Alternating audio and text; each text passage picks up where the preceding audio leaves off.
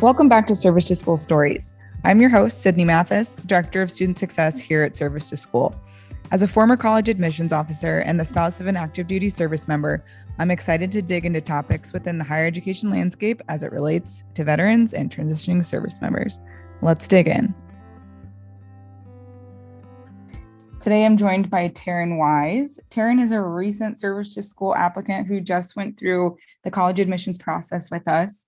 I had the incredible opportunity of working on his personal statement with him, spending some time learning a little bit about him. So we're going to talk, Terren, today about your journey, your experience in the military, applying to college, and then ultimately talking through where you have decided to enroll in the fall. So thank you so much for lending your time and sharing your story with us here at Service to School. I know all of our listeners are going to take away a lot from hearing, about your experiences. So truly excited to chat with you today. And thank you so much again. Thank you for having me. This is an awesome opportunity.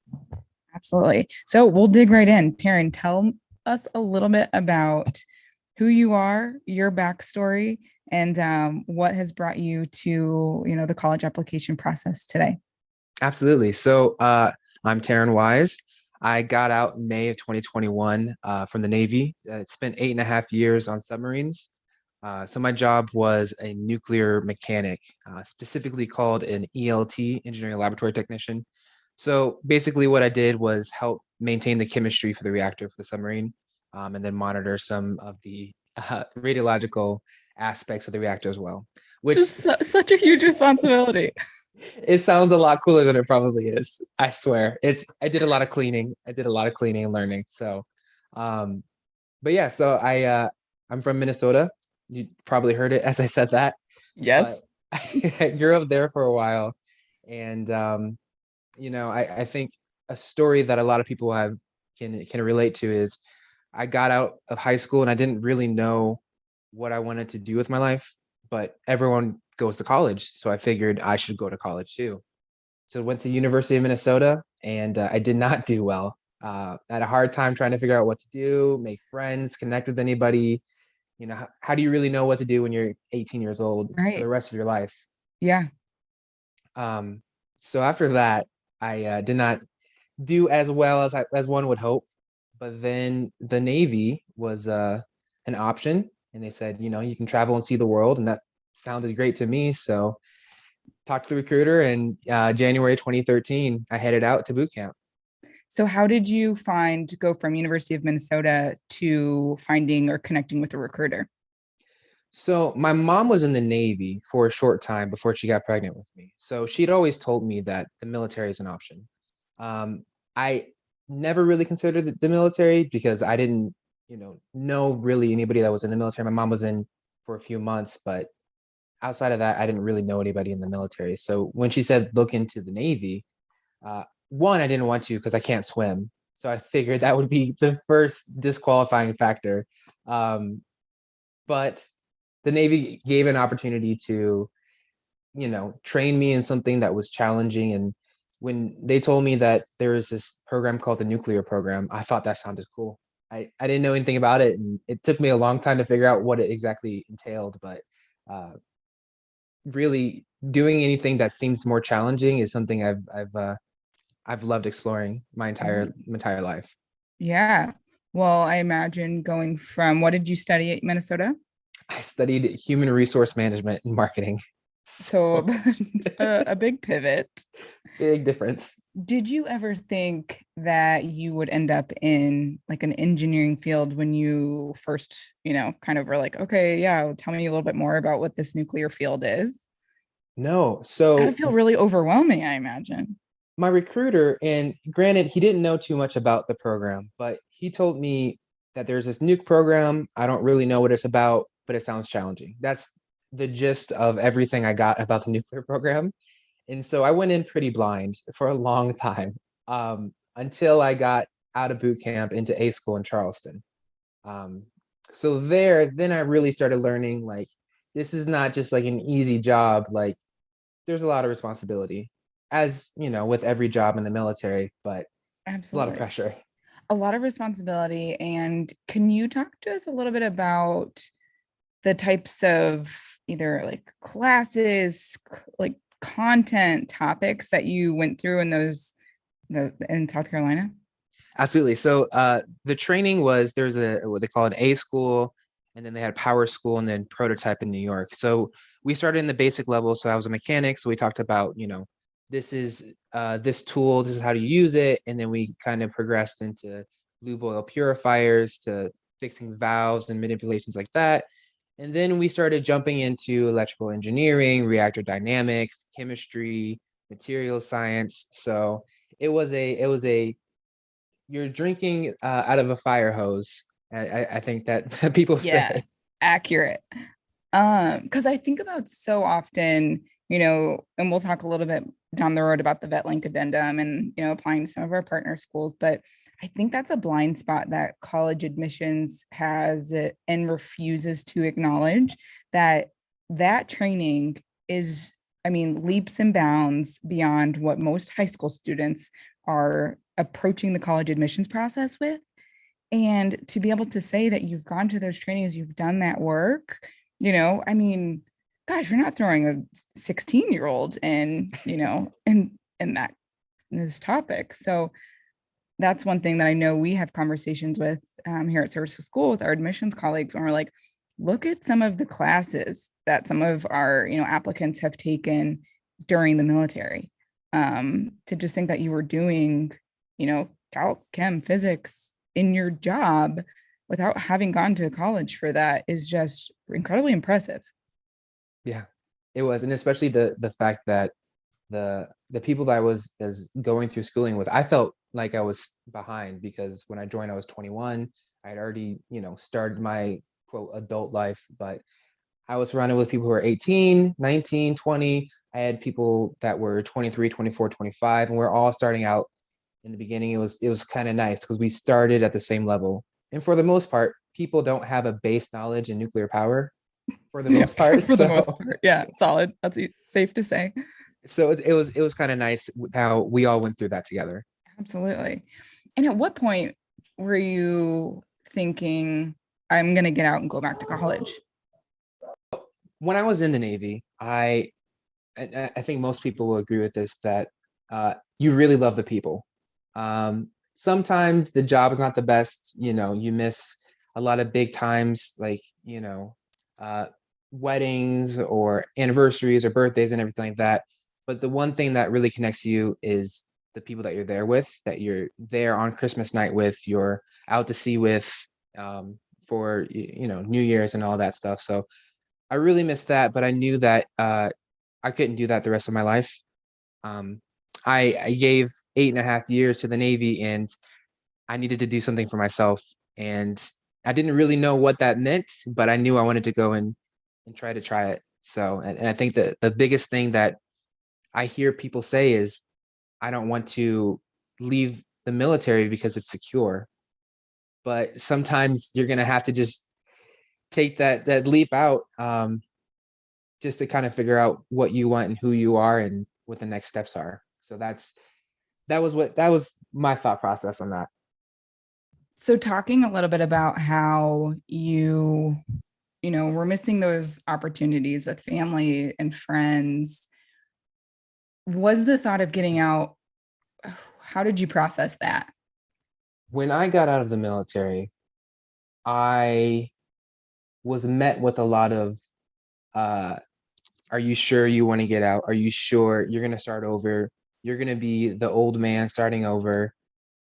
I mean, I'm not old. I got out at 29, but it does feel like when you're starting over, um, compared to everybody else, that you're starting a step behind, which ends up not being the case. But um,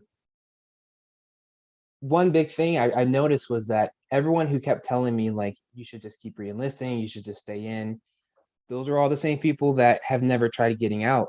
And they were the same people that every day they just did not seem like they're really enjoying themselves, that they just felt stuck. Um, and so, I have friends now that have gotten out, and they've gotten out, they spent 19 years in the military, and then they decided to get out. Sometimes you're just gonna have to learn to call it quits. If something's not working out for you and you need to do something to better yourself or your family or anything like that, then you're gonna have to take it. Um, and such a huge jump, and it's so scary It is. because everyone in the military that you're there with, for the most part, have never gotten out. Yeah. So they're going to tell you, like, you should do this. This is what you should do.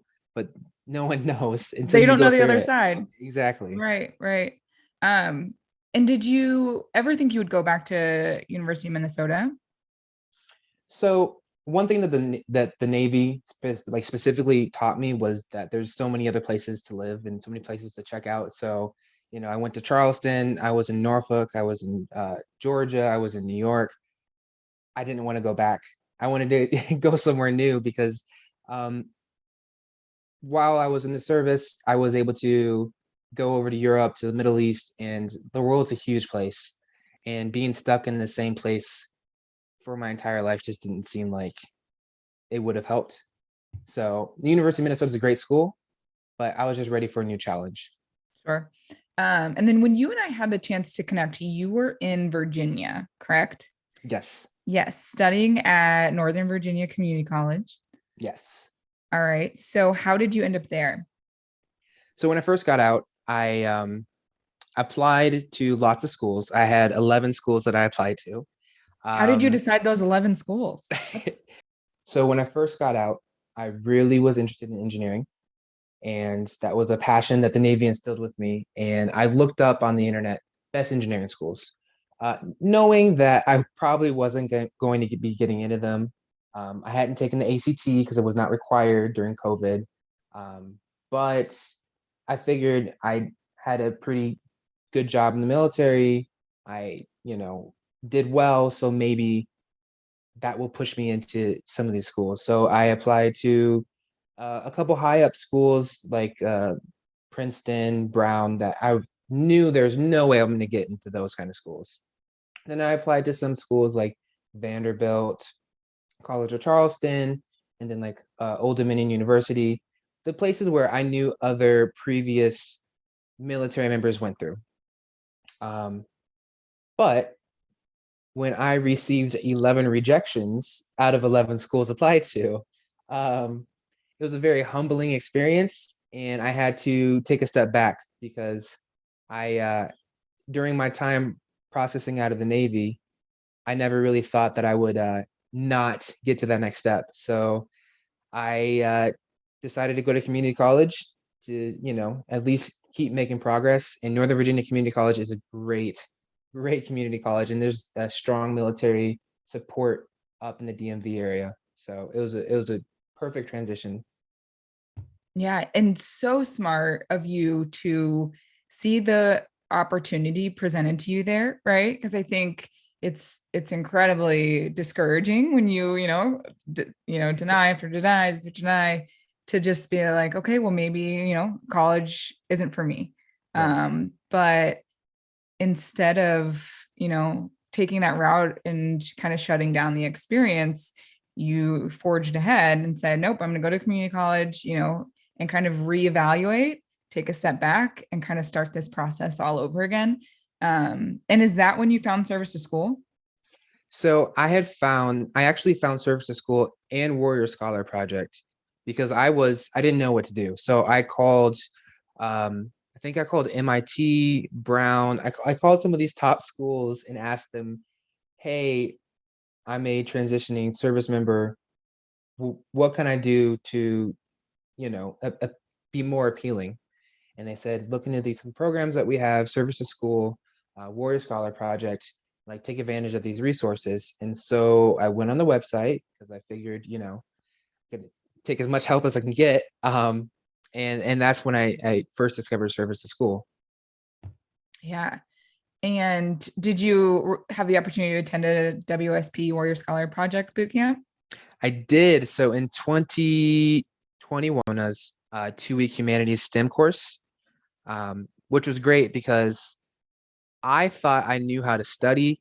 I thought, this is simple stuff. Like read the Constitution. Like everyone knows the Constitution. But it wasn't just about like the stuff that they're teaching us. It was the way that, how do you study? How do you change the way you think? Because in the military, they structure you in a certain way. You will think a certain way, you'll talk a certain way. It's very mission oriented. But when you go to school or when you're not in the military anymore, it's not that straight and simple anymore. So that was a great program, and actually because of that, I ended up uh, getting an internship at Yale, where I am at right now. Um, so it's that one, like those that one phone call, which got me to Service to School and Warrior Scholar Project, got me to where I am right now, doing an internship with quantum mechanics and astrophysics at Yale. When everything has just been falling in line ever since then. So it's kind of crazy. Yeah. Okay. So at what point, you connected with MIT and signed up for service to school and had an opportunity to go to a Warrior Scholar Project boot camp? What did you take away? And at what point then were you saying, okay, I'm ready to revisit the admissions process? So I went to community college, and normally people just get their associate's degree and do 2 years. But I figured it doesn't hurt to just do a year and apply. And worst case scenario, I'll still go to community college. It's still there. They'll accept me if anything. Um, so I decided to apply again. I was a little bit more selective about what schools I applied to. I had um, some meeting with some mentors about like what is it that I truly want, and I discovered like I enjoy engineering, but one of my passions is helping people. So I started formulating which schools I was going to apply to based off of the degrees that they offer. I looked a little bit more into financial aid, because another thing they don't tell you is the GI Bill is great, but it does not cover everything. So I did not want to go into debt going to school. Um, and so the Yellow Ribbon, I know in Texas they have the Hazelwood Scholarship, and there's so many opportunities and there's so many programs out there to help veterans with bridging the gap with paying for school. Um, so then I got my list. It was 8 schools this time, so not as not as not as Trimmed it much as down a little bit, slightly. just a little bit. And I figured, worst case scenario, I'm improving my application year by year by year. So, um, but unfortunately, that's when I started getting rejections again, and it just seemed like I was never going to get in. So, what types of classes were you taking at Nova? So I had to redo some classes, just because it had been 10 years since I'd been in college. So I did pre-calculus, I did the normal English class, intro to engineering. Um, and this is I think the unique thing. So I was very much focused on going to engineering and STEM, but as a part of Nova's requirements, I had to take an arts and humanities course. So I took world history. And that was like the spark, because for the first time I had a chance to take a class in something that wasn't STEM related. And I mean, growing up in the States and in Minnesota, you learn a lot about American history, but you don't really learn a lot about world history. So this was like my first chance at really like jumping into academia and learning something that inspired me. And my professor was great. I learned about, the ancient Greeks, the ancient Romans, things I honestly had no idea about. And that was like life changing, and it opened up my perspective. How did you take those experiences and apply them to, your approach now to what you want to do with your current studies? I was like very sure what I wanted to do when I got out of the military. I made sure that if I'm going to get this goal, I got to do this, this, this. But as I went to Nova, as I started to realize that I don't have to be anywhere, I don't need to ask permission to go any, life started changing. So instead of just wanting to do engineering, I thought, well, engineering's nice, but I still want to help people. I want to volunteer. I want to explore the arts. So I started looking at other options, and it started changing things. And I started realizing that uh, you don't have to just choose one thing in life. You can always try different things. So, um, and that was, being at Northern Virginia Community College, I did a lot of volunteering to give back to the community. And I think that also helped because when I first got out of the Navy, even though I was prepared, I was for sure getting out, like I'm ready for this. It ended up being very overwhelming and very lonely, even though I had friends and family and everyone there to support me. But it was more lonely than I thought it would be. And I think people don't realize, even if you have everything taken care of, it's gonna hit you that, you're gonna need something else. So um I would there's a school in Alexandria, Virginia, and I helped tutoring first graders with reading and writing. So it was great because I was giving back to the community, but you know, this first grader was teaching me more about myself than I got him. Which is always surprising. It really is. So one thing that I think we do here at Service to School is encouraging our applicants to like go on that journey, right? That experience as far as what you did in the military doesn't necessarily have to be exactly what you do when you get out. And you could think you know exactly what you want to do when you get out, and that changes. And I think going through and being open to that kind of, transformative process, that comes through in the admissions process. So, when there's a place to ask about the activities that you do or the things that you're involved in inside or outside the classroom or in the community, those volunteer opportunities or things that you enjoy doing because you enjoy them, I mean, that is like icing on a cake to an admissions committee, right? Because they want to know about who you are outside of the like structure of work or the classroom, and being able to learn about the compassion and who you are as a human, is just really really important. I think when they're trying to enroll a class of, they want people on their campus who are going to seek out those opportunities. So leaning into that like self journey, if you want to use Mhm. buzzwords as much as you can, throughout this process, just want to think helps it make it a little bit easier, when they're asking you to do some of these reflective essay Right. questions, Yeah. right?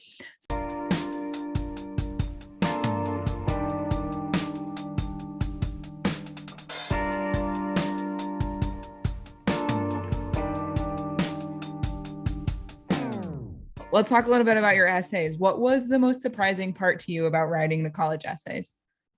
So each college application had like 4 or 5 different essays I had to address of various either 50 words, 250 words, 600 words. And I noticed when I looked back on some of my essays, the first time around, all my essays were surrounded by my military experience, which is great. But my identity is more than just, a Navy submariner. Um, Now that I was able to get out of the military and kind of go through that self journey, right? Volunteering, doing things I love, traveling a little bit. I noticed my essays started changing too. So it could have been tell me something that makes you happy. And I would have at first said something in the military, like coming home from a deployment or something. But now it started changing. Now it would be, reading a book in a coffee shop or something else. And I started noticing as I was more comfortable with my identity out of the military, it started to show more within my essays.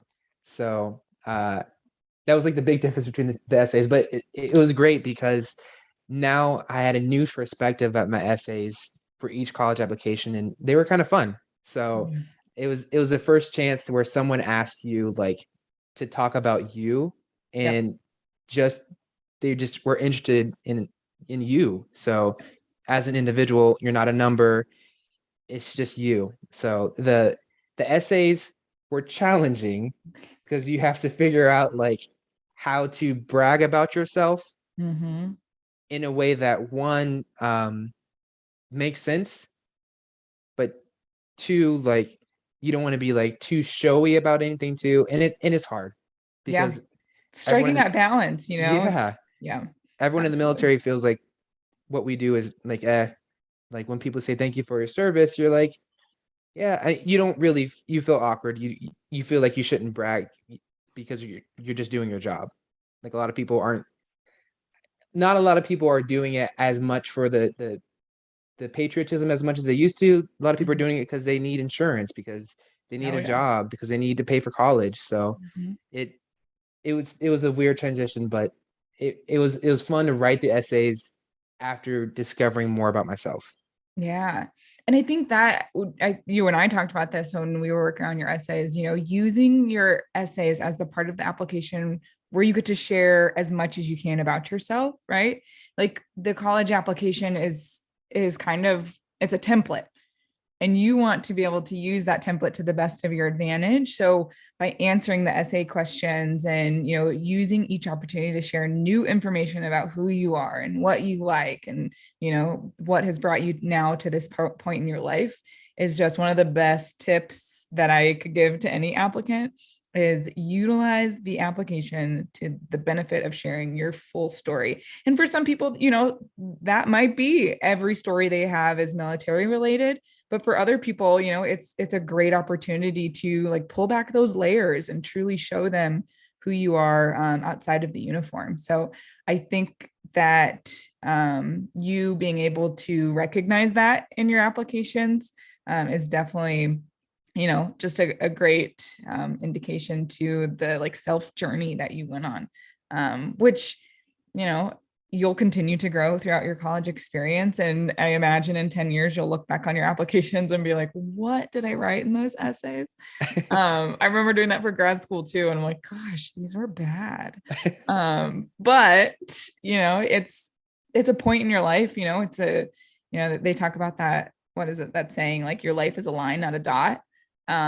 So using, the college admissions process just to like grow that line a little bit. I like that. So yeah. So you got acceptances. I did. So my first acceptance was from the University of Arizona, which I was excited about because I went to Warrior Scholar Project there the year before. And so in my head, I was like, Arizona's gonna be nice. I told my friends and they started saying you're gonna be a wildcat from like High School Musical. Um, so Yeah. that, I mean, that I was like, all right, we don't have to say all of that. But um, so I was excited about that. And then I got into Arizona State University. So I figured, my luck was probably changing.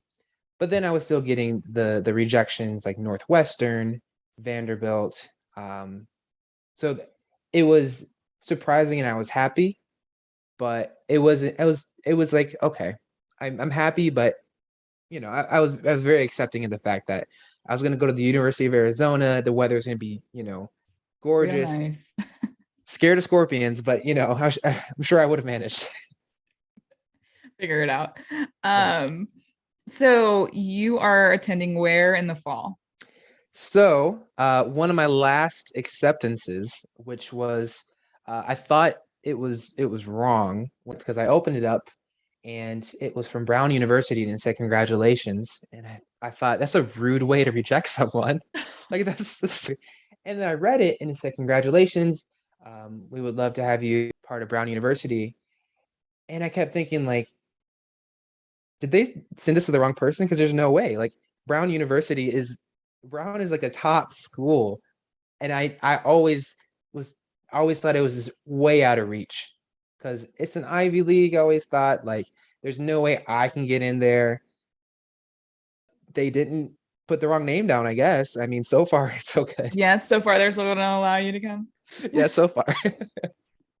So going to Brown this fall, talk to our listeners a little bit about financial aid, what that process is like.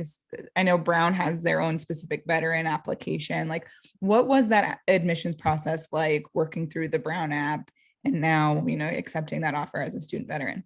Absolutely. So, Brown is so a lot of the top schools really want to have veteran students. There's a realization that we're not like every other undergrad student. So we have life experiences. We Yes. know, like going into school, like we know what needs to get done. We are able to maintain a schedule. We're not going to be as distracted as an 18, 19, 20-year old still trying to figure out life. Yep. So with all of that, and and that's what kind of makes us more attractive in the application process. But this past year that I got accepted was the first year that they incorporated a military application specifically. So Brown is trying to increase the number of student veterans and double it. And unfortunately, a lot of student veterans don't go back, or a lot of vets don't go back to school. So, I mean, the odds are in your favor to get into some of these top schools, honestly. Um, but so with Brown and a lot of these other schools that get a lot of funding, you have your GI Bill. There's also something called VRNE through the VA if you qualify for, which is definitely worth looking into. And there's other programs like Sentinels for Freedom, and there's a lot of opportunities to help pay. But always ask if there's anything else too. So, for example, with Brown, because they wanted me to go there so much, like I had a balance on my account, but they're able to find me a scholarship to make sure that I didn't have to. One big thing is they wanted to iterate that if I want to work while I'm going to school, I can, but I don't need to. They said your main focus is going to school. Your main job Yeah, is you're a getting student an here, education. Exactly. right? It's a weird. It was a weird thing for someone to say, like, we want you to be the best for you, Yep. and we will help you get there. So Yep. Absolutely. And I think that's, I mean, all of our service to school partners are yellow ribbon institutions, but outside of GI benefits and yellow ribbon, a lot of our partners also just want to support you as a student, right? And I think there's a lot of obviously value in your benefits, but if the institution is saying, hey, we are invested in you, that speaks more than anything else that I think they could, any performative celebration, or saying, okay, well, we celebrate and honor Veterans Day. It's like, great, that's wonderful, you should do that as a baseline, but to really walk that walk is to invest in me as a student and my academic well-being. And I think a lot of our partner schools do that really well. But there's a lot of room for growth within higher education for institutions to step up to that baseline, right? right.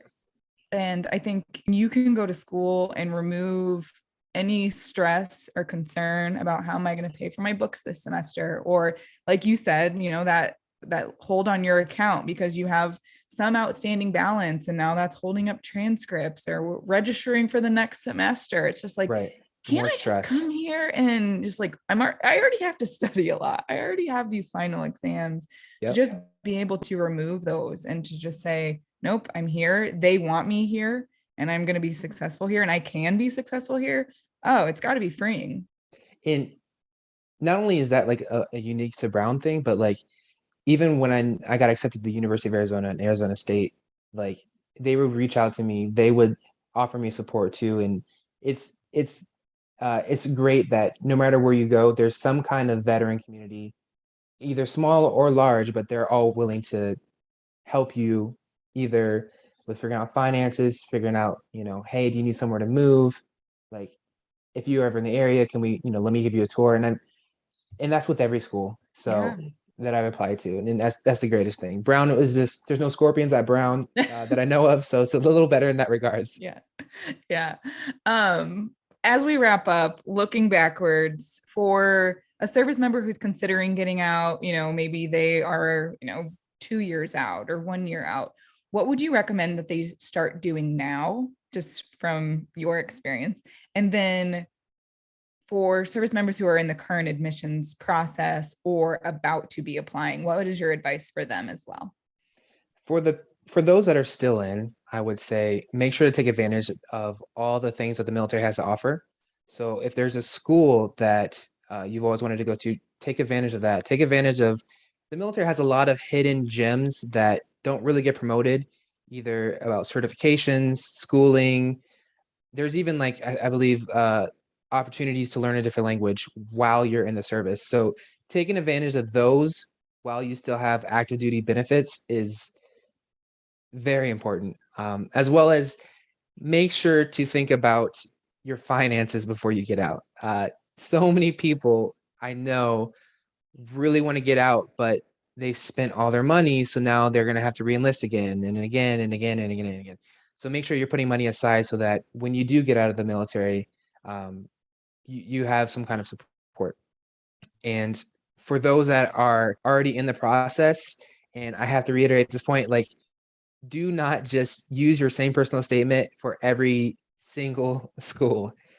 Each school is very unique and they're looking for a unique group and population. So I wouldn't say that you'd be able to get into every school. So it seems like the admissions, there's a lot of people that can get into the school, but they're looking for a certain culture. Mhm. And you can only convey that with your essays. And it's going to have to be tailored to that school and why you want to go. And if you have an opportunity to have two personal statements, like your vet leak addendum, and there's a different personal statement, that is two opportunities to talk about two Yes. different portions of you. So one of mine talked about me in the military service, and one of them talked about who I am as an individual and what my passions were. So one of them was, I did this on the submarine, I did this or whatever. And the other one talks about how I think that the concept of time and warping of time is cool. And so now I'm not just Terren the veteran. I'm Terren the veteran who thinks that space is cool. Yeah. And I love that. Being able to, like I said, see all of those different layers. So great advice that I will share, you will share, but you are living proof that, this process can work and work in your favor. And then looking forward, what are you most excited about for Brown? And just those next steps in your career.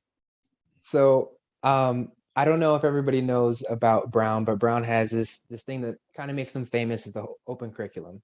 So they have some, like, if you want to get a concentration or a major, you have to do certain classes, but outside of that, they just want you to explore your interests. So I'm gonna take another language. I might take German, or I may take Urdu. I'm not sure, but there's that. There's freshman seminars where there's a one class where you're literally studying about sea monsters because why not? There's opportunities for you to travel, do study abroad. Yeah. Um, I mentioned this earlier, but I'm doing summer research at Yale, Right. and that kind of stuff continues on. And Brown offers that, and it is such an opportunity, a great opportunity to dip your toes into, should I go into biophysics? Maybe let's do a summer research. And so I'm so excited for Brown just because it's not just getting a college degree. It's the network, it's the opportunities to explore interests, it's the research, I, I'm setting myself up for the rest of my life, not just for the next couple years, which Yeah. is what I'm excited for. So, what is the part of the process that surprised you the most? The application process, Yeah. I think the application process, what surprised me the most was putting pen to paper to write the essays, Mhm. because I thought, I've known myself at that time for 29 years. So if someone's going to ask me, why my favorite color is green, I should be able to answer that. But it is a lot more challenging Yeah. when you really like sit down and try to write these essays. So having good support system, having good mentors, having people to kind of like brainstorm with you, like look over your essays, because sometimes you write things and it sounds like it's great in your head, and then someone else reads it and they're like, you just used apple the entire time, or it's Oh, just you said something, right? no, that I love that we've been able to see kind of the full picture of who you are as an applicant, but also just your journey and like the steps along the way and how, some of those previous setbacks just propelled you even further. At the time, you probably weren't like, hey, these rejections are great. But, like now that we can listen to the true story and kind of like take it chunk by chunk, just seeing, how the process truthfully is supposed to work. And I hate calling the college admissions process a process, because that implies that there's a right and a wrong way to do it.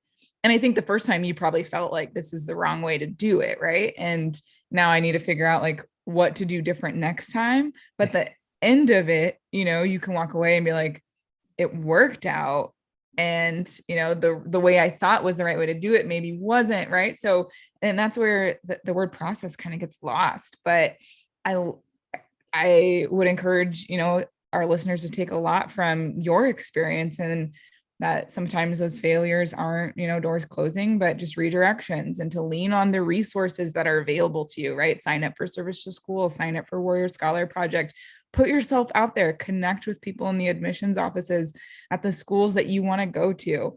Do some of that reflective thinking about, what do I even want to do and why do I want to do it? Right. And to see that you've been able to kind of like encapsulate that in your journey is just really impressive. And I would definitely say again, like, don't be afraid to go into college not knowing what you want to do. You don't need to know, I want to major in X, Y, or Z. Sometimes it's beneficial to not know, because when you first get into college, it gives you an opportunity to take an econ class, take an art class, and for the first time in your life, be selfish. So For sure. Well, with that, Terren, thank you so much for, just being vulnerable in our conversation, but also obviously in your admissions applications, because that's truly, allowed you to shine and to end up at Brown this fall. So I know we here at Service to School are incredibly proud of you, and just, to continue watching your journey on LinkedIn, I am there for it. So I will continue to be your cheerleader. But please stay in touch with us, keep us filled in as to all the research that you're doing, and once you graduate, where you end up. But thanks so much again, and we look forward to seeing you around. absolutely, thank you for having me. Yep, take care.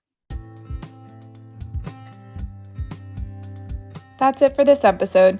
Join us next week, same time, same place, where we share more Service to School stories.